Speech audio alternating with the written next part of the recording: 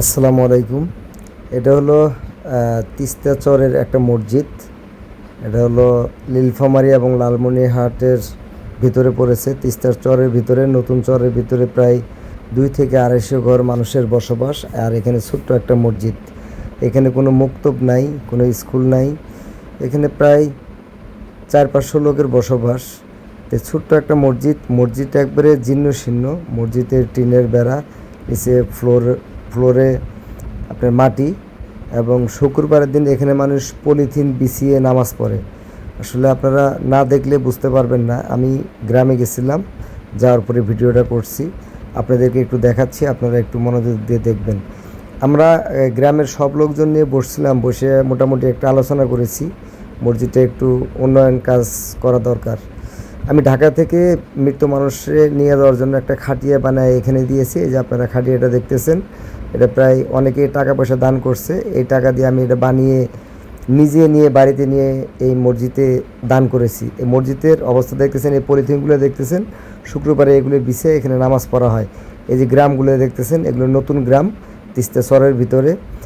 এখানে অনেক মানুষের বসবাস, কিন্তু তিস্তা চরের মানুষ এতটাই গরিব, এখানে বিদ্যুৎ নাই, তারপরে কোনো হাট বাজার কোনো কিছু নেই, দোকানপাট কোনো কিছুই নেই। এখানে মানুষ চাষাবাদ করে এবং খুব গরিব মানুষ। তিস্তার চরের মানুষ খুব গরিব, খুব অসহায় মানুষ।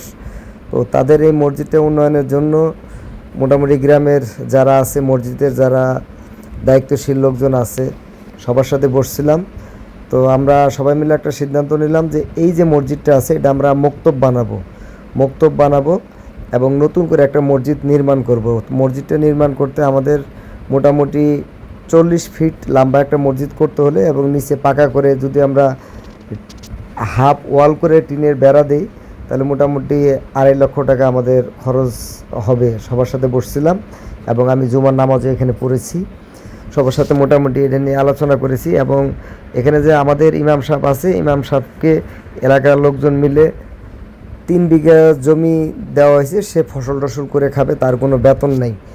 তো তাকে আমি বলেছি যে এটা মক্তব বানাবো, বাচ্চাদের যাতে প্রাথমিক আরবিক শিক্ষাটা দেওয়া হয়, এবং তাদের প্রাথমিক যে শিক্ষাটা আদর্শ লিপি থেকে শুরু করে ক্লাস 1 আর 2 যে বইগুলো আছে, এগুলো এখানে পড়ানোর জন্য একটা ব্যবস্থা করব। যেহেতু ইমাম আমার মামা লাগে। তো আপনারা অনেকেই এই জাকাতের টাকা বা মসজিদের জন্য দান করে থাকেন। যেহেতু জাকাতের টাকা এখানে দেওয়া ঠিক হবে না মসজিদে, যারা মসজিদে দান করে থাকেন, মসজিদ অনেকেই আছেন যে একাই মসজিদ নির্মাণ করে দিতে পারেন। আমার এই ভিডিওটার মাধ্যমে আমি চাই যে আমার এই তিস্তা চরের মসজিদের উন্নয়ন করার জন্য আপনারা অনেকেই আছেন যে মসজিদে দান করেন, অনেক ভালো ভালো মসজিদেও দান করতেছেন, কিন্তু একটা গ্রামের প্রত্যন্ত এলাকার একটা মসজিদ, এই গ্রামটা আমি পুরোটাই ভিডিও করেছি। আপনারা দেখতে পারতেছেন এখানে যে বাড়িগুলো আছে সবগুলো টিনের ঘর। এখানে কোথাও কিন্তু বিদ্যুৎ নাই এখনও। তারা কিন্তু চরের ভিতরে 2-1 জনের ঘরে হয়তো সোলার আছে, তারা হ্যারিকেন বা চার্জার লাইট এগুলো ব্যবহার করে বিভিন্ন জায়গায় চাষ দিয়ে, এবং সবাই যে গরু ছাগল এগুলা করে শাকসবজি চাষ করে।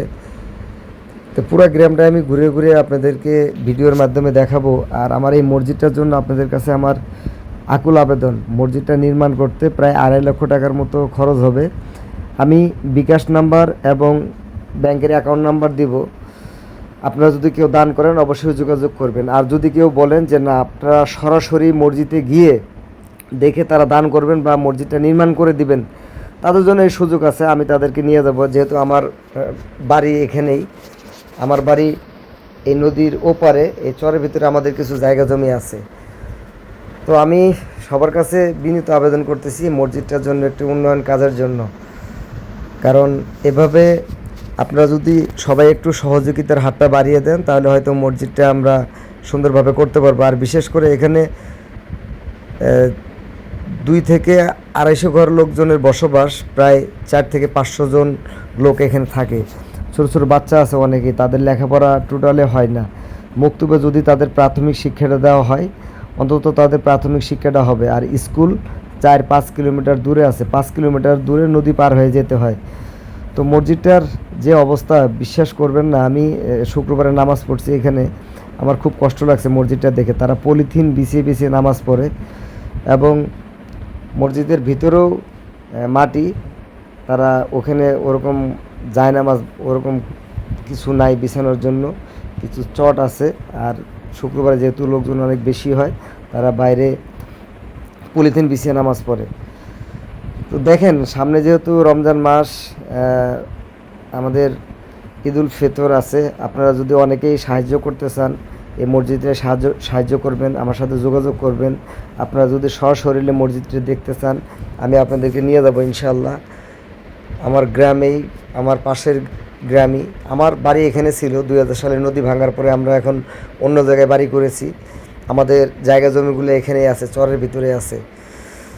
তো বন্ধুরা, যদি আপনাদের ভিডিওটা ভালো লাগে বেশি বেশি শেয়ার করে দিবেন, এবং যারা মসজিদের জন্য দান করতে চায় তাদের দেখার জন্য এই ভিডিওটা বেশি বেশি শেয়ার করে দিবেন।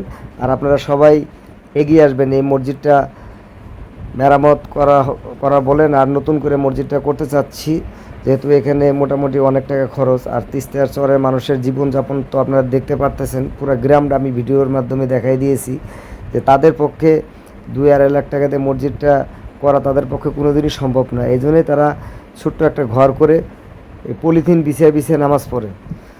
আপনাদের সবার কাছে আমার বিনীত আবেদন, আমার ফেসবুকে এই ভিডিওটা আমি পোস্ট করব, এবং আমার ফেসবুকে প্রায় 30,000-এর মতো ফলোয়ার আছে, এবং আমার অনেক বন্ধু বান্ধব আত্মীয় স্বজন সবাই আছেন। সবার কাছে আমার বিনীত আবেদন, মসজিদটা করার জন্য আমাকে একটু সহযোগিতা করবেন। আল্লাহর ঘরে দান করলে আল্লাহ অনেক খুশি হবে।